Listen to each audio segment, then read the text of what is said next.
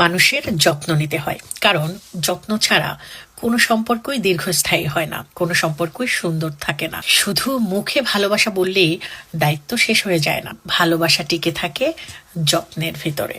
সবসময় ভালো মানুষ হবার চেষ্টা করবেন, কিন্তু এতটাও ভালো মানুষ হয়ে যাবেন না যার কারণে মানুষ আপনাকে ব্যবহার করতে পারে, মানুষ আপনার সুযোগ নিতে পারে, বা আপনাকে যে কোনো জায়গায় এখন তখন অসম্মান করে কথা বলতে পারে। এতটা ভালো মানুষ হবেন না। নিজের ভালো দেখাটাও ভালো কাজেরই একটা অংশ। আপনি আপনার ভালো দেখবেন, এটাই স্বাভাবিক। আপনি আপনার আত্মসম্মান, আপনি আপনার ব্যক্তিত্ব ধরে রাখবেন, সেটাই স্বাভাবিক, তাতে দোষের কিছু নেই।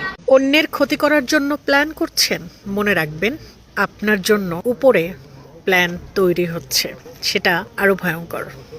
প্রত্যেকটা শখের একটা নির্দিষ্ট মেয়াদ থাকে, সেই নির্দিষ্ট মেয়াদের মধ্যে যদি শখ পূর্ণ না হয়, পরবর্তীতে সেই শখ আর আনন্দ দেয় না।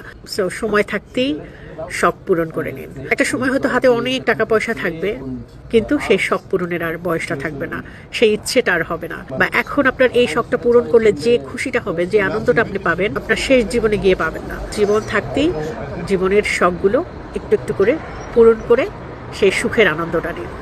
একটা কথা আছে না, যে তুমি অন্যের কল্যাণ কামনা করো, সেটা তোমার জন্য কল্যাণ হয়ে ফিরে আসবে। এটাই সত্য। আমরা হয় না যে মুখে মুখে একজনের সাকসেস দেখিয়ে হাসি মুখে অভিনন্দন জানালাম, খুব খুশি হয়েছি শুনে, বাট মনের মধ্যে একটা হিংসা পুষে রাখি, বা মনে মনে তার ভালোটা আসলে চাইনি, তার এই সাকসেসটা চাইনি, এটা আমার মনে মনে আছে। এটা ওই মানুষটা না জানলেও এটা কিন্তু উপরের একজন জানে। আপনার মন কিন্তু সে পড়তে পারে, আপনার ইন্টেনশনটা কিন্তু সে জানে।